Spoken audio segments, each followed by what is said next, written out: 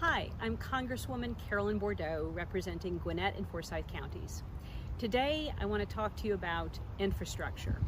Last week the Transportation and Infrastructure Committee passed out a 5-year reauthorization of both surface transportation, and that's roads, transit, bridges, rail, as well as a water reauthorization bill. And this is legislation to make sure we all have clean drinking water.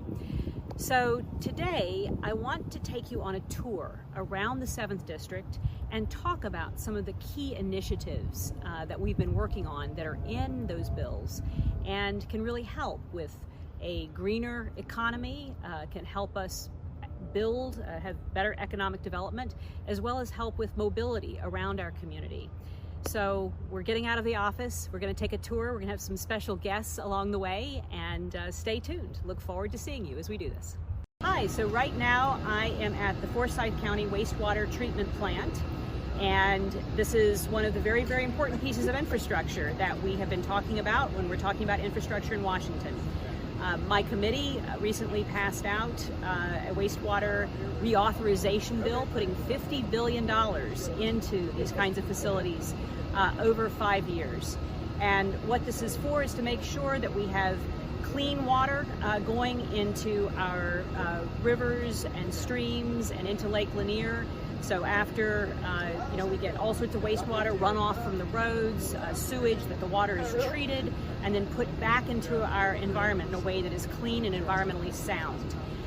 We don't even think about this, but this really is one of the spines of our community. It allows us to develop and to redevelop our community. And so we need to make sure that we are promoting clean water. And this is a very important piece of what we need to move to the green economy of the 21st century. Okay, so here I am with Jim Pryor, who is with Forsyth County Parks and Recreation, and we are looking at one of the amazing greenways that we have here in Forsyth County. And what we need to do is we need to fix some of this. We have a wonderful greenway that really runs all along the county, but it's deteriorating in some places, and there are big holes in the greenway, and this needs to be fixed. And so one of the projects we are working on as part of the infrastructure package is to bring back funding to allow this greenway to be fixed so that people can go all the way from Sawney Mountain all the way down to Halcyon. You want to add anything to that? Or I would just say that the Greenway is one of our most popular recreation facilities in the county. We have tens of thousands of people every day that use it, and it's just a part of our infrastructure, whether it be for recreation or going to work or connecting different icon points through the county. So that's a really important point. Greenways are really important for recreation, for public health. It also, to some degree, can provide ways of going between different parts of the community. But I also want to point out it's really important for economic development. These kinds of amenities in the community are things that really draw people to come to a community. People like to be able to use this. I've got a son who loves going fishing, and we use a lot of these parks and greenways to go fishing and to go biking with him. And so just to know, it is about health, it's about the environment, also about economic development. So right now we are in downtown Sugar Hill, and this is a place where they've requested a pedestrian bridge. It's one of the many projects that we're working on as part of the infrastructure package that we are doing in Washington.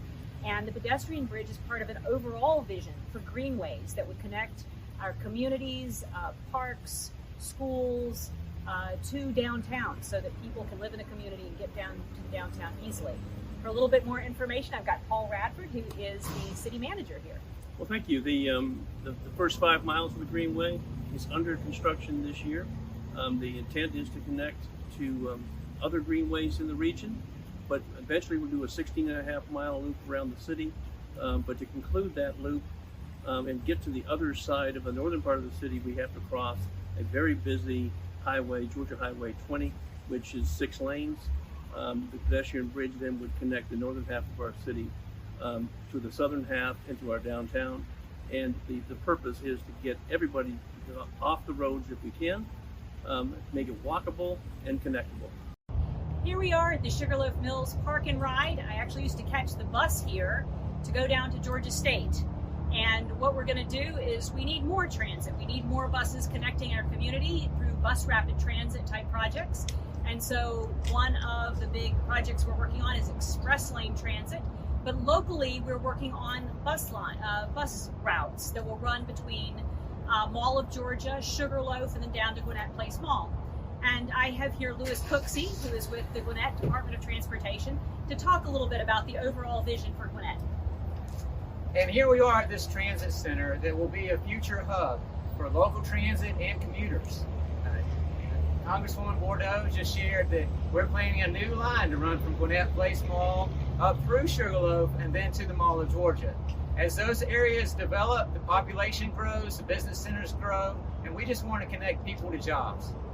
All right, so we are finishing up here at Curiosity Lab, and what's really important about this is they are piloting electric charging stations that are receive their energy from solar panels that are embedded in the road. And this matches up really well with our legislation, the SUN Act, which would take advantage of the dead space in our medians and right-of-ways to put solar panels there, and then use those solar panels to help charge our electric vehicles, but also just to feed back into the grid. So this was a piece of legislation that we got into the overall infrastructure package that is moving through Congress right now. But I'm going to turn it over to Brandon, who is an assistant city manager here and has really been one of the main people working on this Curiosity Lab and this really innovative project going on here in Peachtree Corners. And if you could tell us a little bit about what this project is. Thank you, Congresswoman. So we partnered with the RAY, which is another nonprofit agency here in Georgia who works with GDOT and Federal Highway Administration on a section of I-85. They had found a company out in France, Wastewater, who found that roadways are clear cut from trees, so a lot of good sun that hits our streets. Can we take the solar application, put it on top of our roadway? Federal FHWA and GDOT were unsure about it, so they needed a place that they could actually put it in a public street, have cars drive over it, get the wear and tear, see if it can generate the solar that it needs. And that's exactly what we do here at Curiosity Lab. So we partnered with them, put them right here on the roadway you see behind us, hooked it into an electric vehicle charging station to see if we could power the very electric car that you drive over the roadway with right here in one stop. That's great. So we are wrapping up our quick tour of some of the really fabulous infrastructure projects in the 7th District. Infrastructure is so important. It's important for unlocking economic opportunity. It's important for basic mobility so we can just get around and do the things we need to do in our lives.